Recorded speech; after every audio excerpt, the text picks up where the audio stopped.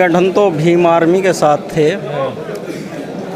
लेकिन जब तक वो सामाजिक संगठन था हम भीम आर्मी के साथ थे। जिस दिन वो राजनीतिक पार्टी बना ली हमने उसे त्याग दिया। अच्छा। और बहन जी हमारी एक प्रमुख लीडर है और बहन जी रहेगी। राजनीति में हम किसी अन्य को नहीं लाना चाहते। आप फाउंडर मेंबरों में रहे भीम आर्मी के, तो आपने क्यों अब भीम आर्मी छोड़ दी, बीएसपी में शामिल हुए? हमारी विचारधारा सत्ता परिवर्तन से सामाजिक परिवर्तन की है, और जो लोग ये सोचते हैं कि हम सत्ता बंदूक दिखाकर या गाड़ी में इस तरीके की विचारधारा फैलाकर सोचते हैं सत्ता और युवाओं को लुभा लेंगे, विचारधारा को बदल देंगे, वो संभव नहीं है। जो आदमी कभी कहता था ना बिका हूँ ना बिकूँगा, ना झुका हूँ ना झुकूँगा, ना रुका हूँ ना रुकूँगा, आज वही आदमी हर जगह विफल दिख रहा है। उसने कहा था कि अगर मैं कभी राजनीति में आऊँ तो मेरी गर्दन मुझको गोली मार देना। आज वही आदमी पार्टी बनाकर बैठा है। हमने उसको पहले ही कहा था जब तक आप सामाजिक मूवमेंट है तब तक हम आपके साथ है। जिस दिन आपने राजनीतिक घोषणा कर दी उस दिन हम आपका साथ छोड़ देंगे। जिस दिन हमें पता चला कि शेखर एक नई पार्टी बनाने जा रहे हैं, उसी के साथ हमने भीम आर्मी छोड़ दी थी। तो शामिल तो बड़े समय बाद हुए आप, पार्टी को तो 1.5-2 साल हो गए बने। पार्टी को लंबा समय हो गया, लेकिन कभी ऐसा मौका या वैसा काम नहीं मिला। लेकिन 1.5-2 साल से जो काम किया है बसपा के लिए ही काम किया है। जब से छोड़ा है उसके बाद हमने कभी भीम आर्मी के लिए काम नहीं किया। आज मौका क्या मिला। मकसद रहा बीएसपी में शामिल होने का? मकसद ये है कि राजनीति सामाजिक परिवेश के साथ साथ एक ऐसे प्लेटफॉर्म से चलती है जो राष्ट्रीय स्तर पर हो, जहां आपकी आवाज़ पूरे देश के अंदर जाती हो। लेकिन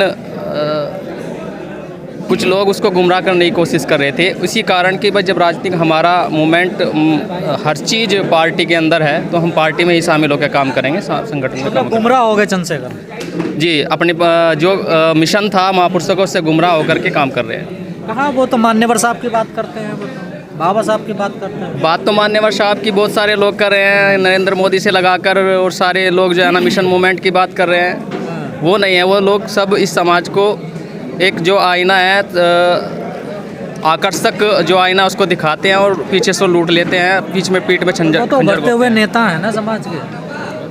ऐसे उभरते हुए नेता जो समाज को बांटने का काम करे वो समाज में कभी सफल नहीं हो सकते। कहाँ बांट रहे हो, तो जोड़ने की बात कर रहे हैं। जोड़ कहाँ रहा है? जब एक आप नेशनल स्तर पर इतनी बड़ी पार्टी के साथ खड़े हैं, उसका वोट बैंक जो कभी सत्ता में लेके आया था, आज उस वोट बैंक को वो बांटने की बात करते हैं पार्टी बना करके। तो पार्टी तो कोई भी बना सकता है ना, लोकतंत्र है। पार्टी सबको बनानी चाहिए।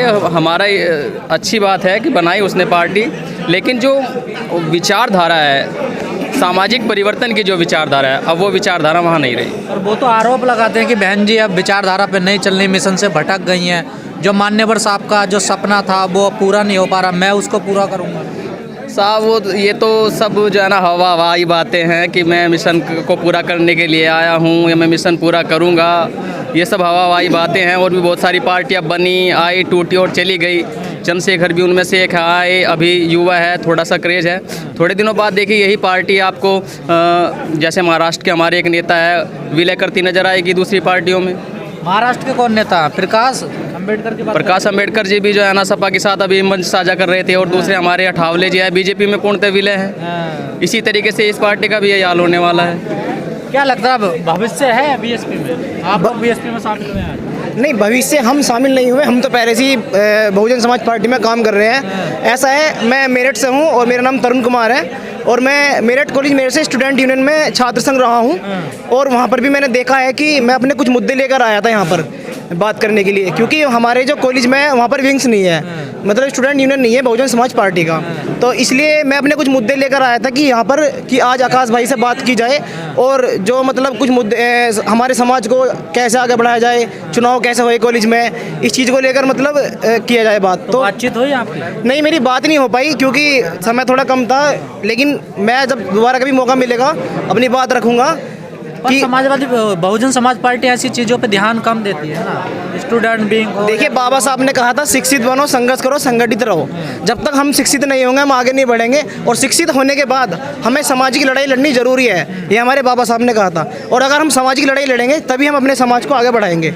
आज भी हम देखते हैं कॉलेज में इतना शोषण होता है, इतना अत्याचार होता है हमारे लोगों पर, वो सब चीज़ झेल रहे हैं। वो सिर्फ एक अशिक्षित होने के कारण झेलते हैं। जब हम शिक्षित हो जाएंगे, सामाजिक ज्ञान पैदा हो जाएगा, तो हमारी आर्थिक स्थिति और सामाजिक में सुधार हो जाएगा। भीम आर्मी ने तो बनाई है ना स्टूडेंट विंग अपनी। देखिए, भीम आर्मी जैसे कितने संगठन आए और गए, लेकिन जो बहन जी का वो है, वो वहाँ तक कोई नहीं पहुँच सकता। बहन जी ने इतना संघर्ष किया है, पहले काशीराम साहब, पहले उससे पहले बाबा साहब वहाँ से वहाँ तक पहुँचे, फिर काशीराम जी ने जो संभाला, उसके बाद बहन जी ने जो यहाँ से अपने समाज को उठाने का काम करा, वो कोई चंद्रशेखर या कोई समाजवादी अखिलेश यादव नहीं कर सकता जो बहन जी ने करा। मान्यवर साहब का फोटो लेके चलते हैं कि मैं इनका सपना पूरा करूंगा। देखिए, ये तो एक राजनीतिक मुद्दा है। आप समाज में बाबा साहब ले लो, काशीराम साहब ले लो, किसी के भी मतलब ले करके फोटो लेकर के चल सकते हैं, लेकिन बहन जी ने जो तन मन धन से सब कुछ किया है समाज के लिए, वो कोई नहीं कर सकता। चाहे उसमें चंद्रशेखर हो, चाहे उसमें अखिलेश यादव हो, चाहे उसमें कोई भी हो। तो आप नहीं चाहते नए नेता भी बने समाज में? नहीं, हम चाहते हैं कि नया नेता बने, लेकिन बहन जी जो कर रही है वैसा कोई नहीं कर सकता। क्यों नहीं? आपको क्यों उम्मीद नहीं है? ऐसा क्यों नहीं कर सकता? देखिए, मेरी उम्र एज इतनी तो है नहीं, लेकिन मैं 2017 के चुनाव में देख चुका हूँ। ऐसा है, 2017 के चुनाव में जब बहन जी ने चुनाव लड़ा था, तो उस टाइम ये भीम आर्मी, चंद्रशेखर, इनको कोई भी नहीं जानता था। लेकिन अब क्या हुआ कि इन्होंने अलग अलग दल बना दिए, जिससे कि हमारा SC वोटिंग है वो मतलब एक तरफ होता जा रहा है, अलग अलग बट गया इस तरीके से। अब ऐसा है, अगर मान लो ऐसे एक अलग अलग जुट बना लेंगे, तो ऐसे तो फिर होगा ही नहीं ना, और हमारा जो सामाजिक विकास है वो कभी हो ही नहीं सकता। पार्टी के साथ आपके अलावा कोई दूसरा समाज भी तो नहीं आ रहा? कहाँ आ रहा बताइए? नहीं, देखो, अभी ब्राह्मण सम्मेलन हुआ था, आप उस पर गौर कीजिए। ब्राह्मण सम्मेलन में बहुत ब्राह्मण लोग जुड़े हैं, और भी हैं, और सतीश मिश्रा जी हैं, और वे भी इस चीज़ को मतलब जोड़ रहे हैं। आप खुद देखिए, कुछ लोग हैं जो BSP से चले गए दूसरे दलों में, कह रहे बाबा साहब का मिशन चलाएंगे वहाँ पर। ऐसा है, देखिए, बाबा साहब का मिशन, बाबा साहब तो सभी के हैं, बाबा साहब को तो सभी मानेंगे, लेकिन जो राजनीतिक मुद्दा और एक सामाजिक मुद्दा के अनुसार केवल बहन जी ही जो केवल सामाजिक अनुसार उनको मानती है, लेकिन राजनीतिक मुद्दे से उनको सब लेकर चलते हैं। मेरे मिशन से हट गई हैं थोड़ा सा। कौन कह रहा है ऐसा? जो पार्टी छोड़ के जा रहे हैं लोग। देखिए, विपक्षी लोग हैं, विपक्षी लोग तो कुछ भी कह सकते हैं। नहीं, वो तो पार्टी के नेता थे ना, विपक्षी कहाँ से है? पार्टी के नेता कुछ नहीं है। देखिए, ऐसा होता है, जब पद इधर से उधर हो जाता है, तो फिर उसके बाद क्या करते हैं लोग, अपनी पार्टी की बुराई करते हैं, और दूसरी पार्टी में जाने के बाद उसकी पार्टी की। आपको लगता है चंद्रशेखर ने अभी सही टाइम नहीं था पार्टी बनाने का? बिल्कुल सही समय नहीं था पार्टी बनाने का। और पार्टी, जब आपके पास पहले से ही कोई प्लेटफॉर्म है, अगर आप दूसरा प्लेटफॉर्म तैयार करते हैं, तो आप सामाजिक तौर पे वोटों को भी और व्यक्ति को भी और विचारधारा को भी बांटने का काम करते हैं। पर वो तो कहते रहे हैं कि मैं तो बुआ जी से मिलना चाहता था, उन्होंने मुझे समय ही नहीं दिया। बहन कुमारी मायावती जी ने हमेशा कहा है, जो युवा काम करना चाहते हैं वो बसपा के झंडे के नीचे आकर के काम करें, उनका स्वागत है। कभी बहन दूसरी पार्टियां हैं वो हिंदू मुस्लिम कर रही हैं, और वो मंदिर मस्जिद की राजनीति कर रही हैं, जिन्ना की बात करनी है, बहन जी तो ऐसा नहीं करती है।